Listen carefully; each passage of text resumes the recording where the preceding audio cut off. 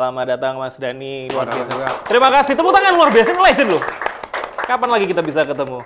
Kita ngomongin soal musik ya. Ini juga yang sering ditanyakan para musisi-musisi yang mungkin baru ataupun ingin mencari inspirasi. Biasanya mereka itu pasti akan terinspirasi oleh sesuatu dan musiknya itu mirip-mirip. Nah, ini kita akan ngobrol tentang masalah plagiarisme dan juga teman-temannya. Oke, Mas Dhani, kalau plagiarisme itu sebenarnya mirip full atau bagaimana? Apa bedanya sih sebenarnya terinspirasi dengan plagiat gitu dalam sebuah musik? Sebenarnya saya nggak tahu tuh apa plagiat atau apa. Sebenarnya dia nggak bisa disebut plagiat juga. Kayak misalnya kalau mau tahu lagu Kalau Surya Menghilang, tahu lagu itu nggak? Bulan dan bintang gak ada bersemi lagi. Nah, tahu lah. Itu lagu sebenarnya seandainya disebut penciptanya, which is yang menciptakan lagu itu Ramsey Lewis. Ada di album Ramsey Lewis.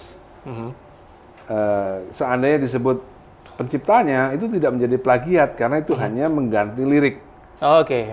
Jadi itu mengganti lirik. Jadi yang bikin lirik kan toh juga adalah ciptaan seseorang kan. Iya. Yang bikin lirik kan bukan Ramsey Lewis. Nah, cuman mungkin dulu keterbatasan informasi sehingga Chris Kaihatu mungkin sulit untuk menghubungi Ramsey Lewis sehingga tapi sebenarnya yang disayangkan ya tidak disebutkan aja waktu itu karangan Ramsey Lewis, Chris Kaihatu mungkin bikin lirik gitu ya sehingga lagu itu tidak disebut plagiat gitu atau mencontoh full gitu ya? Ya, sehingga saya sih nggak bisa dibilang itu plagiat karena toh liriknya asli. Liriknya asli, yang buat kan asli liriknya kan. Jadi agak sulit itu disebut plagiat. Seandainya disebut pengarang lagunya. Oh, oke, pokoknya gitu yang penting ada pengarang lagunya ditulis gitu ya. Karena lagu itu cuma ganti lirik aja. Ada satu lagi juga lagu judulnya lagunya Lyrical Hour Rainbow, lagu Lyrical Hour Rainbow. Nanti bisa dicek di YouTube lah, Lyrical Hour Rainbow. Itu di Indonesia dulu juga dijadikan lirik. Ditambahin lirik dulu. Jadi ya liriknya toh sebuah karya asli kan liriknya kan. Damai-damai di hati. Itu lagu instrumental dikasih lirik. Ya seandainya ditulis pengarang lagunya Lyrical Hour ya nggak jadi plagiat gitu. Karena toh liriknya baru kan. Ada juga lagunya Cassiopeia, Pastel Sea. Itu di Ambon Jazz Rock dulu, ada kaset Yopi Latul judulnya Ambon Jazz Rock. Dikasih lirik juga, Manise. Itu kalau seandainya ditulis pengarang lagunya Cassiopeia, itu bukan plagiat sebenarnya gitu. Kalau mau tahu apa itu plagiat, kita tinggal cek aja di kasus di dunia, kasus plagiat itu seperti apa, lah kita bisa tahu tuh lebih pastinya ya plagiat itu seperti apa gitu. Kayak misalnya lagunya Ice Ice Baby itu, kan kalau cuman ambil baseline-nya aja gitu ya. Itu kan jadi rame juga. Itu kan artinya itu kan kreativitas lain daripada musisi kan, gitu kan. Artinya gini, kalau plagiat itu gampang, plagiarisme itu gampang ya, banyak musisi yang terkenal juga, toh nggak juga gitu. Tidak ada musisi di dunia atau di Indonesia ini yang terkenal gara-gara plagiat itu nggak ada. Semua musisi Indonesia yang kita sebut namanya yang terkenal itu ya besar ya karena karyanya yang bukan plagiat. Faktanya seperti itu. Itu kalau tadi tuh lirik ya. Kalau misalnya musik nih, bahkan di Dewa pun juga sempat ada yang mencocokkan lagunya Dewa itu mirip dengan lagu ini, terinspirasi oleh gepukan drumnya Led Zeppelin dan sebagainya. Itu gimana? Apa terinspirasi atau wah ini mirip nih, nyontoh nih gitu? Ya itu karena awamnya orang kan. Jadi mereka nggak biasa bahwa itu sebenarnya hal biasa, drum seperti itu, drumnya sama dianggap plagiat. Itu karena keawaman mereka lah gitu. Ya, jadi plagiarisme itu nggak seperti itu, hanya karena drumnya sama, ketukannya terus dibilang plagiat. Gitu itu ya itu karena keawaman aja, karena keawaman nggak mengerti bahwa apa itu plagiat. Berarti ada batasan nggak tentang plagiat ini? Oh ini nyontoh nih. oh ini terinspirasi gitu. Ada lah, ada. Atau itu kalau nggak salah saya juga pernah dengar dari Mas Dhani kalau berapa bar itu nggak dianggap nyontoh. Itu ininya kan, itu kan hukumnya internasionalnya kan. Oke. Hukum internasionalnya itu seperti itu. Itu berarti berapa bar berarti? 8 bar atau 8 berapa bar tuh, chordnya sama, nadanya sama, itu baru itu aman berarti. Ya. Enggak oke. dong. Itu dihitung plagiat. Ya, ketika chordnya sama, melodinya sama, nadanya sama. Jadi kalau nadanya sama tapi chordnya beda ya agak sulit. Karena itu satu bentuk kreativitas lain gitu loh. Karena nggak semua orang bisa seperti itu. Iya. Kalau plagiatisme apa? Iya, plagiarisme. Plagiarisme itu gampang, ya semua orang bisa jadi gampang terkenal gitu. Pada faktanya kan enggak. Jadi kalau misalnya akhirnya kan banyak, saya itu juga pernah mengamati dan mencari ada satu band Indonesia ini juga yang beberapa lagunya itu mirip dari, kayak misalnya dari My Chemical Romance, I Don't Love You, seperti itu ada juga dari Sweet Food, itu mirip dari awal sampai akhir, intronya mirip cuma aja bahasa Indonesia, seperti itu. Itu bagaimana? Kalau seperti itu juga akhirnya ya? Ada yang mirip Sweet Food intronya, ada juga yang mirip sama My Chemical Romance yang ada. Menurut saya itu satu bentuk kreativitas lain ya. Kreativitas lain ya. Kalau memang bikin mirip-mirip itu gampang ya banyak musisi lahir yang bisa terkenal seperti Rian The Massive, tapi kan nggak banyak orang bisa terkenal seperti Rian The Massive kan. Itu menurut saya itu bentuk kreativitas lain gitu. Karena apa? Di luar negeri pun juga seperti itu. Di luar negeri juga seperti itu kan, hanya karena literasi daripada orang Indonesia nggak terlalu banyak yang didengar gitu ya. Misalnya mereka hanya dengar 1.000 lagu gitu. Mereka tidak mendengar 10.000 lagu. Mereka kalau sudah mendengar 10.000 lagu, ya semua hampir mirip-mirip. Gitu akhirnya ya terinspirasi. Tapi karena kemampuannya hanya bisa menerima, otaknya hanya bisa nge-save 1.000 lagu. Jadi seolah-olah ya yang Indonesia ini banyak mirip ya. Padahal kalau bisa nge-save 10.000 lagu atau 20.000 lagu di otaknya, atau bahkan mungkin bisa sampai 50.000 lagu bisa nge-save di otaknya, banyak lagu barat yang mirip-mirip itu banyak. Iya. Bahkan Queen pun sengaja mirip Beatles juga banyak. Banyak. Ada ya? Banyak ya. Jadi kayak misalnya ada lagunya Beatles ya. Lagunya di Beatles judulnya Julia. Julia. Itu Julia ya.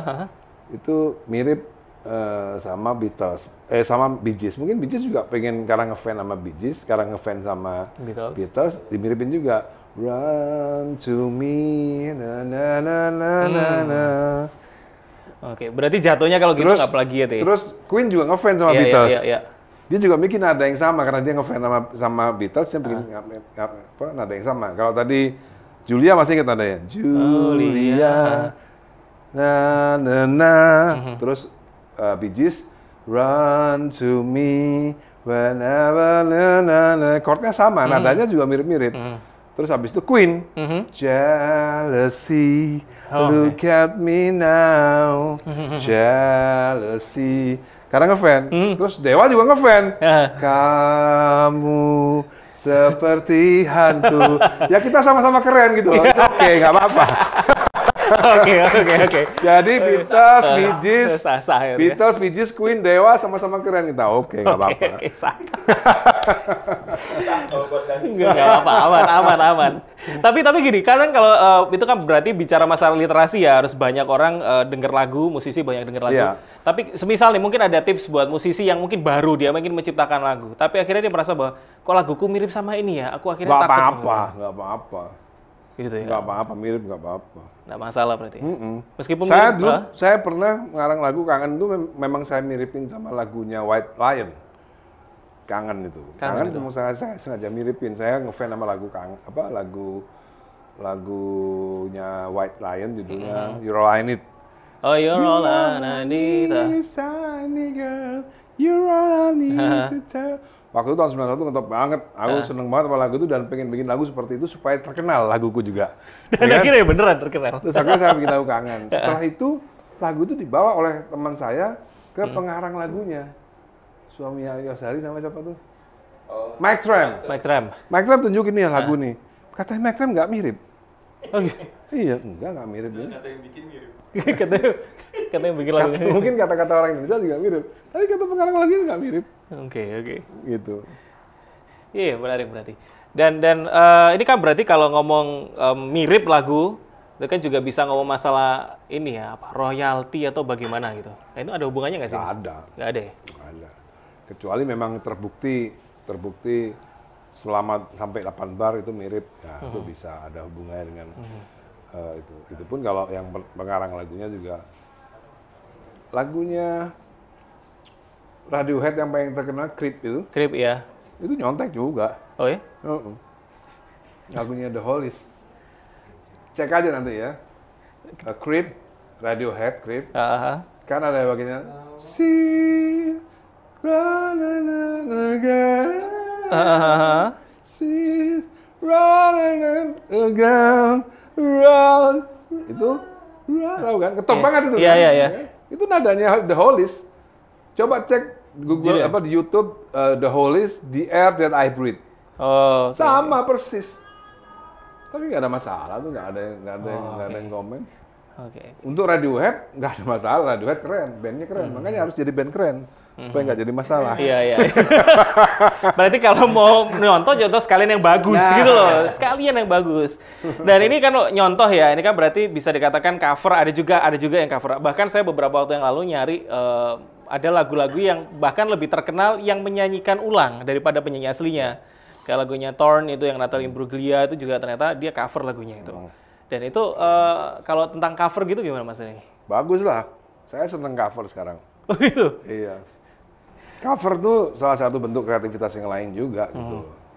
Jadi saya kurang setuju sama teman-teman musisi yang memberikan justifikasi jelek atau memberikan stigma jelek kepada penyanyi cover ya.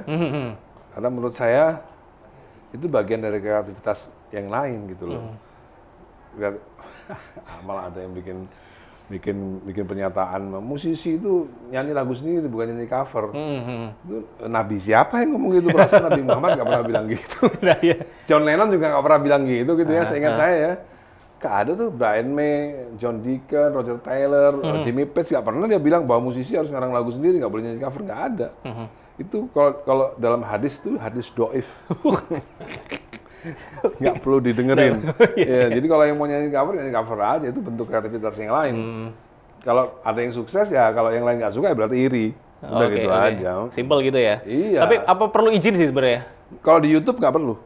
Kalau di YouTube nggak perlu? Di YouTube nggak perlu, karena YouTube udah punya sistem di mana kamu nyanyi lagu Ahmad Dhani misalnya di YouTube, udah langsung ke klaim langsung sama publisher saya.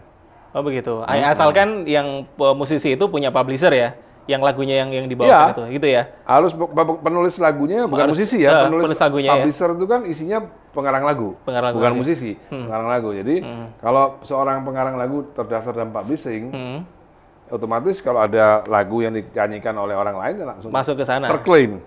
Iya. Makanya pengarang lagu harus punya publishing gitu. Oh, oke. Itu dia. Pengarang lagu harus punya publishing. Jadi saya lebih senang lagu saya di cover banyak orang, silakan. Yes, lost, tak apa-apa ya. Silakan seluruh orang Indonesia nyanyilah lagu cover. Itu duitnya ke dia soalnya. Ya, duitnya ke dia. Enggak apa-apa lu banyak yang cover. Nyanyi sebaik-baiknya, sebagus-bagusnya. Duitnya ke dia. Oke, tapi Mas, kalau yang rame-rame sekarang kan harus izin ke musisinya, harus ini. Nggak ada kalau di YouTube, nggak ada. Nggak ada ya? Di YouTube nggak ada. Kalau misalnya dibawa ke kafe? Di kafe juga nggak ada, itu udah ada sistemnya sendiri, udah hotelnya kan udah bayar. Gitu ya? Kecuali lagu saya yang dinyanyikan oleh artis terkenal, nah itu lain cerita. Itu bisa terdeteksi kan. Jadi ada sesuatu yang tidak bisa dimonetize dengan baik, misalnya. Bayangin aja, 100 band nyanyi lagu Ahmad Dhani di 100 kafe, di 200 kafe, siapa yang mau ngitung? Iya.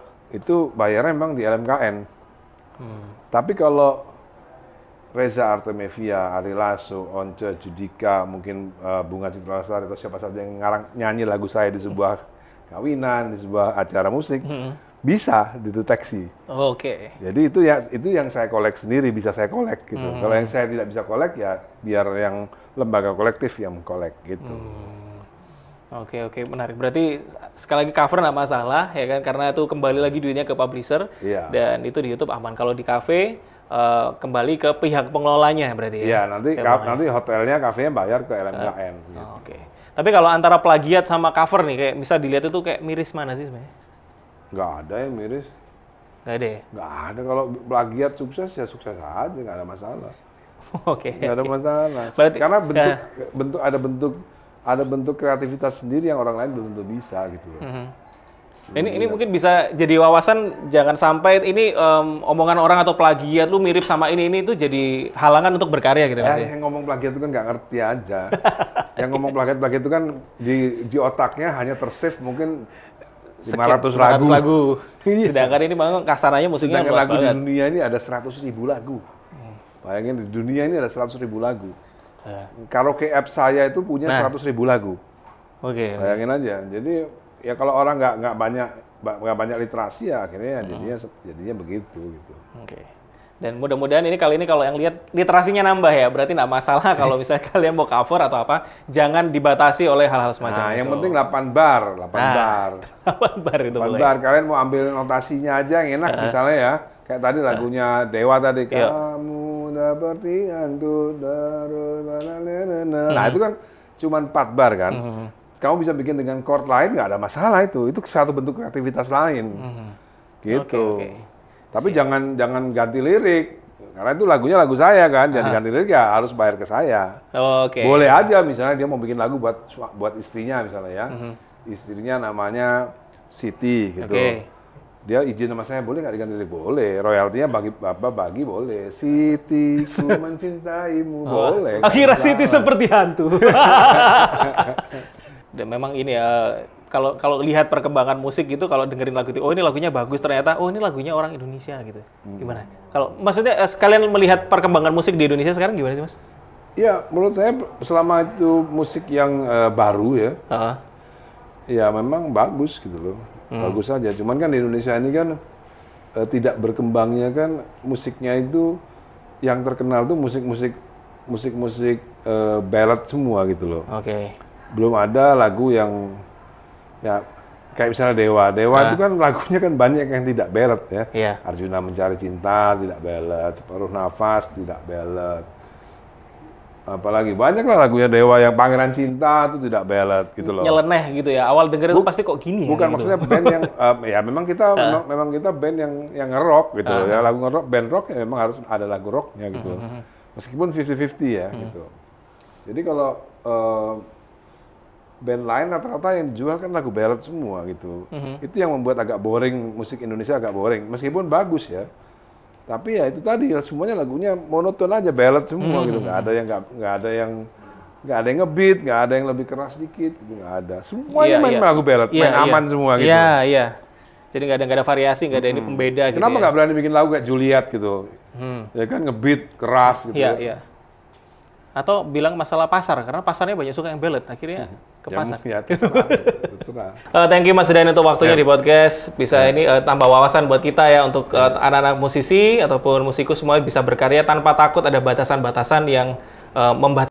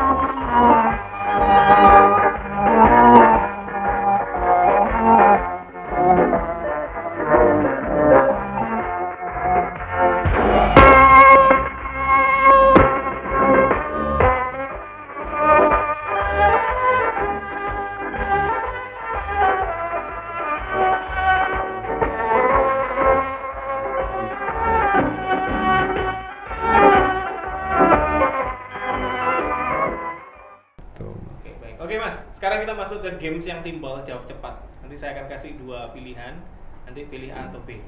Oke lah. Sebenarnya saya males game-gamean sebenarnya, tapi nggak apa-apa lah. Oke. Instagram atau Twitter? Twitter. Tahu Instagram. Instagram. Tahu campur atau tahu tek? Tahu tek. Tahu campur. Band atau solo? Band. 2 atau 3? 3. Politik atau musik? Politik lah. Oh, oke. Terima kasih tepuk tangan semua di sini. Udah selesai berarti ya? Udah selesai, alhamdulillah. Thank you buat teman-teman semua. Sama-sama. Thank you Mas Rian untuk waktu di podcast. Bisa nambah wawasan buat kita yang anak-anak musisi untuk kita semua bisa berkarya tanpa takut ada batasan-batasan yang membatasi. Iya. Gaspol. Apa tadi? Ikuti, amati. Amati di ATM. Nah, bagus itu. Sampai ketemu lagi di podcast selanjutnya. Ya.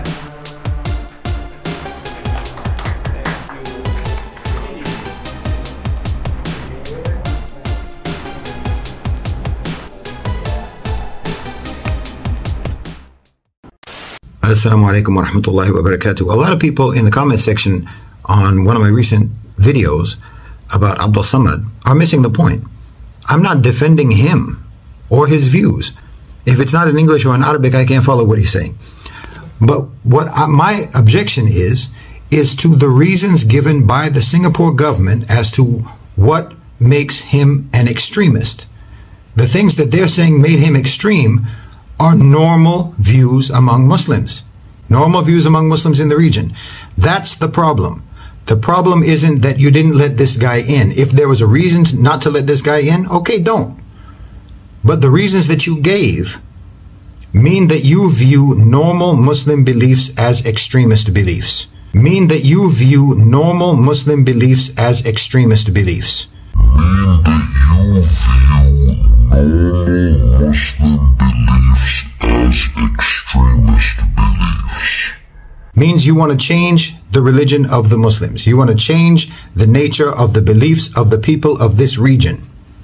Because you don't understand Islam and you don't understand how to relate to Muslims, because too many of the people who are making decisions in Singapore are not from this region. They're from mainland China, and they have a problem with Muslims, as we know.